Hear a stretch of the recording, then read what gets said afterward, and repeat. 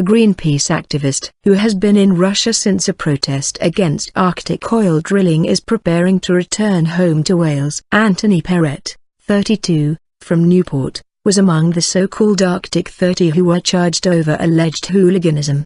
Greenpeace said charges were being dropped against all of them following an earlier amnesty. Mr. Perrett spent Christmas in Russia, but he now has his passport back and a visa allowing him to return home. Greenpeace said he was the first of the protesters to be granted a visa. There are also reports Greenpeace activist Dmitri Litvinov, a Swedish-American of Russian origin, was the first to leave Russia after boarding a train to Finland on Thursday. The protesters were detained after action at an Arctic offshore oil rig owned by the Russian company Gazprom in September. They were kept in jail for 2 months. Mr. Perrett, the first of the protesters to be released on bail in November, said getting his passport and a visa from the Russian authorities was the final step. "I'll be leaving for home in Wales as soon as possible now, extremely proud of what I did 3 months ago," he said. "We took peaceful action to defend a part of the world that is the heartbeat of our climate.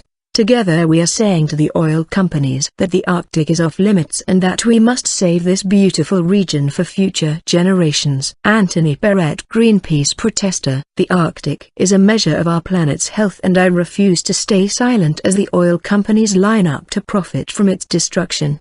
Together we are saying to the oil companies that the Arctic is off limits and that we must save this beautiful region for future generations." Mr. Perrett was informed on Christmas Eve by the committee investigating possible charges against the activists that legal action against him was being dropped. He spent Christmas Day with his partner Zahara Ally, also from Newport, who had campaigned for his release. He previously told BBC Radio Wales, "I fully intend to carry on the campaign but probably won't be doing anything in Russia ever again, but certainly the campaign won't stop here."